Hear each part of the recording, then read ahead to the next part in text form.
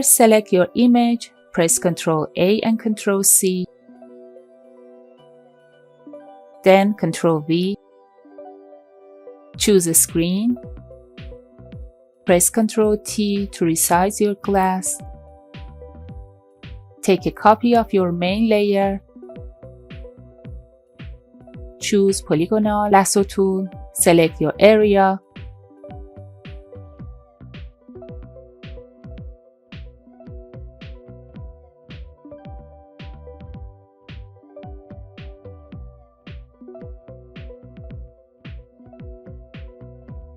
Click on Mask. Unlink the layer and its mask. Click on Image, press Ctrl T, then set your image.